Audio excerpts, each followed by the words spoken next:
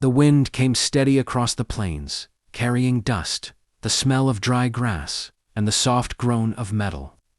Alicia stood atop the wooden tower, her skirts tied at the knees, sleeves rolled high, fingers blackened with grease. Below her, the land stretched wide and patient, cracked from weeks without rain. The windmill's blades creaked like an old man's bones, stubborn and tired, refusing to turn the way they should. She wiped her brow and leaned close to the gearbox, listening. Windmills spoke to her, if you gave them time, told you where they hurt, what had loosened, what had rusted through neglect or drought. This one was angry. The bearings had worn thin, and the tail vane rattled like it might snap clean off. "Easy now," she murmured, tightening a bolt with a practiced twist. "We'll have you singing again." Alicia had been traveling the plains for 3 years, following the wind and the work. Ranches, homesteads, cattle, spreads anywhere water was pulled from the stubborn earth by iron and faith. She was needed. Some men looked twice when they saw her climb a tower faster than any hired hand. Others frowned, doubtful, until the water flowed again. She'd learned not to mind either. She was adjusting the vane when she heard a horse snort below. Alicia glanced down. A tall man sat astride a chestnut gelding, hat pulled low, eyes fixed on her with an intensity that made her pause. He didn't shout or wave. He just watched, arms resting on the saddle horn, like a man measuring something important. She climbed down slowly, boots thudding against the ladder rungs, then dropped to the ground and untied her skirts. "If you're waiting for water," she said, brushing dust from her hands, "give me another hour." The man dismounted. He was broad-shouldered, sun-darkened, with the quiet stillness of someone used to long days and longer worries. "I've been waiting 3 weeks," he replied. "An hour won't kill me." Alicia nodded. "Harry," he stiffened. "That's right. I'm Alicia Moore. Mrs. Calder from the South Creek sent me. Said your well was failing." Harry glanced at the windmill tower, then back at her. "Didn't say she was sending a woman." Alicia met his gaze evenly. "Didn't say she was sending a miracle worker either. But you called for help." For a moment, he looked like he might argue. Then he exhaled slowly. "Fair enough." They stood in silence, the wind tugging at Alicia's hair, lifting loose strands like restless thoughts. Harry studied the tower again. "Cattle won't last another week without water," he said. "Neither will the land." "I know," Alicia said softly.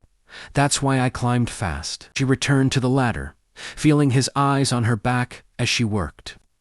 The sun climbed higher, heat settling heavy on her shoulders. She replaced worn parts from her kit, adjusted the angle of the blades, and coaxed the mechanism back into balance. At last, she gave the vane a firm push. The blades caught the wind, slow at first, then steady. A deep, rhythmic hum filled the air. Moments later, the pump below shuddered, then groaned, then released a rush of water into the trough. Harry stared, as if witnessing a resurrection. He stepped closer, knelt, and let the water run through his fingers. "I'll be damned," he whispered. Felicia climbed down, legs aching, heart lighter. "She holds," she said, "for now, but this land's thirsty. You'll need more than repairs soon." Harry looked up at her, something unreadable in his eyes. Gratitude, maybe, or something deeper, something stirred by the sound of water returning to dry earth. "Well," he said slowly, standing, "looks like I owe you more than payment." The windmill turned above them, steady and alive, as if listening, already aware that this repair was only the beginning. "Harry," insisted Alicia, "stay the night." Not with words, spoken plainly. He wasn't that kind of man, but with the quiet certainty of someone who knew the danger of the plains after dark. The nearest town lay a half-day ride away, and the wind had shifted, carrying the promise of a dust storm by morning. "You can sleep in the bunkhouse," he said, as the sun dipped low. "It's clean. Doesn't get much use." Alicia hesitated, only a moment, before nodding. She'd slept in worse places under wagons, beside broken towers, once even clinging to a half-repaired mill through a night of violent wind.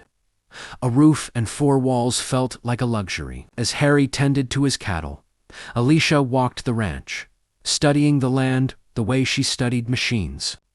The grass was sparse, brittle under her boots. Fence posts leaned, tired and cracked. Every detail spoke of strain of a man fighting the slow, merciless creep of drought. At the far edge of the property stood another windmill, older, rusted. Its blades hung limp, frozen against the sky like a broken promise. "That one hasn't turned in years," Harry said, coming up beside her. "Belonged to my father. When it stopped, everything started going wrong." Alicia looked at the mill, then at him. "Windmills don't just stop," she said gently. "They're forgotten." He gave a short laugh. "Feels about right." They ate supper on the porch, beans, bread, and salt pork. Simple food shared quietly. The wind carried the steady whir of the working mill nearby, a sound that seemed to ease Harry's shoulders with every turn. "You travel alone?" he asked after a while. "Mostly," Alicia replied. "Easier that way." "Dangerous." She smiled faintly. "So is staying in one place too long." Harry studied her, curiosity flickering beneath his reserved exterior. "What made you start fixing windmills?" Alicia traced the rim of her tin cup. "My husband." The words settled between them, heavy but not sharp. "He was an engineer," she continued. "Dreamed of bringing water to places folks said couldn't be saved. When he died, I finished his work." Harry didn't ask how he died. He only nodded, respecting the quiet boundary she'd set. "Guess that makes you stubborn." "Guess it does." That night, Alicia lay awake in the bunkhouse, listening to the wind rise. It rattled the walls, tugged at the roof, sang through the grass. She thought of the broken mill at the far edge of the ranch, of Harry's father, of all the land waiting for someone to care enough to mend it. Before dawn, she rose. Harry found her already at work when he rode out to check the cattle. Alicia stood at the base of the old windmill, tools spread around her like offerings. "You don't have to do that," he called. She glanced over her shoulder. "I know." Yet she climbed anyway. The mill fought her at every turn. Rust screamed beneath her wrench. Bolts snapped. Wood splintered. The wind gusted hard, testing her balance, daring her to fall. Below, Harry watched, jaw tight, ready to catch a body. He prayed he wouldn't have to. Hours passed. The sun burned hot. Alicia's hands shook with exhaustion, but she didn't stop. She couldn't.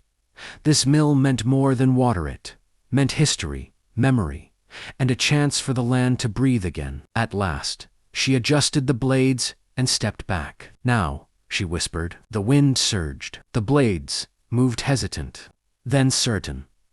A low groan became a steady hum. Water surged from the pump, splashing onto the dry earth below. Harry removed his hat. For the first time in months, maybe years, his ranch held two working hearts of iron and wind. Alicia climbed down slowly.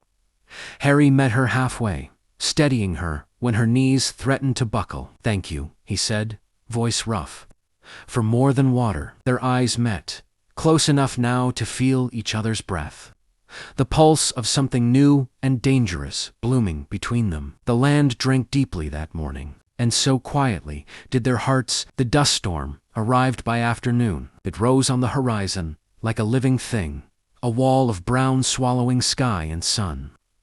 Alicia saw it first from the windmill tower, her chest tightening as the wind shifted sharp and erratic. "Harry," she shouted, climbing down fast. "We need to secure the mills now." Harry was already moving, shouting commands to the ranch hands. Cattle were driven toward shelter, doors slammed, ropes hauled tight. The wind screamed louder by the minute, flinging grit against skin and wood like thrown gravel. Alicia ran to the first windmill, tying the blades off so they wouldn't spin themselves to pieces. Her fingers fumbled as the wind fought her, tugging her hair loose, filling her mouth with dust. Harry appeared beside her, bracing the tower with his weight. "Go inside," he yelled. "Not until they're safe." They worked together in frantic silence, bodies moving in practiced rhythm, trust forming faster than words.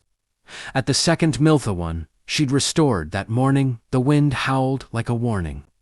Alicia climbed anyway, heart pounding, skirts snapping like flags. Halfway up, a gust slammed into her. The ladder lurched. Harry swore and grabbed her boot, holding fast as the tower shuddered. Alicia, don't be a fool. She looked down at him, dust-streaked and fierce. I won't let it break. With Harry anchoring the ladder, she reached the top and secured the blades. The moment she finished, the storm hit in full. The world disappeared. Wind roared. Sand scoured the land raw. They barely made it to the house before the sky turned black. Inside, the walls rattled and the windows groaned, but the ranch held. Hours later, the storm passed as quickly as it had come. Silence followed, thick, reverent. They stepped outside, to a world reshaped, drifts of sand, piled like snowbanks. Fence lines vanished. The windmills stood scarred but upright, blades tied, towers steady. Harry let out a breath he'd been holding all day. You saved them. Alicia shook her head. We did. That night, something shifted between them. They sat close at the kitchen table, sharing coffee gone cold, exhaustion softening every edge. Harry watched Alicia as if seeing her clearly for the first time, not just as a savior of machines, but as a woman carrying loss and fire in equal measure. You don't belong to the road, he said quietly. She looked up, surprised. And you don't know that. I know this land, he replied. And I know when something fits. Alicia stood abruptly, moving to the window. The windmills turned gently under the stars, silhouettes against the moonlight. I've learned not to stay, she said. Staying means losing. Harry joined her, close but not touching. Or it means rebuilding. She closed her eyes. Her husband's face flickered in her mind. The ache never left it, only changed shape. Loving again felt like tempting fate. Yet when Harry's hand brushed hers, steady and warm, she didn't pull away. The next morning, Alicia announced she would leave by noon. Harry nodded, though disappointment shadowed his eyes. I won't stop you, she finished, checking the mills, making small adjustments, memorizing the sound of the wind here. When she returned to the house, Harry was waiting, hat in hand. If you ever come back this way, he said, there'll be work and water. She smiled, sad and grateful all at once. Take care of the land, Harry. He stepped closer. For a moment, neither moved. Then, as naturally as the wind finding open sky, he kissed her. It was brief, careful, but it carried the weight of everything unsaid. Alicia mounted her horse and rode away, not looking back, afraid that if she did, she'd never leave at all. Behind her, the windmills turned, faithful and alive, whispering promises neither of them knew how to keep you. Weeks passed, and the plains settled into a fragile balance. Harry rose each morning to the sound of water, flowing steady, reliable, alive. The cattle grew calmer. The grass, though still thin, showed hints of green where none had dared appear before. The windmills turned like sentinels, guarding the land with tireless patience. Yet something was missing. Harry caught himself scanning the horizon more than the sky, listening not just for changes in weather, but for hoofbeats that never came. He told himself it was foolish. Alicia belonged to the road. People like her didn't stay. Then one afternoon, the windmill at the south end faltered. At first, it was subtle, a change in rhythm, a stutter between turns. Harry noticed immediately. He rode out fast, heart thudding harder than it should have. When he reached the tower, he saw the damage, a cracked support beam. The storm had weakened it more than they'd realized. Perry cursed under his breath. He fetched tools, worked until his hands blistered, but the beam needed replacing. The job required skill and courage he didn't possess. 2 days later, the sky darkened again, not with dust this time, but rain, real rain. Heavy pounding drops that soaked the land and turned dirt to mud. It should have been a blessing. Instead, Harry stared at the sagging windmill, knowing it wouldn't survive the strain. As if summoned by the wind itself, a lone rider appeared through the curtain of rain. Harry froze. Alicia reined in beside him, Hat low, coat plastered to her frame, eyes bright with urgency. "I felt it," she said, dismounting. The wind changed. He laughed once, sharp with disbelief and relief. "You always show up just in time, only when it matters." They worked side by side in the rain, shouting over thunder, replacing the beam with one Alicia carried, strapped to her saddle, like she'd known she'd need it. Mud soaked them to the bone. The wind howled approval as the blades steadied once more. When it was done, rain softened to a gentle fall. The land drank deeply. They stood beneath the tower, breathless, rain running down their faces. "You came back," Harry said. Alicia nodded. "I tried to keep going, but everywhere I went, the wind pulled me here." He reached for her, stopping just short. "You don't have to leave again," she swallowed.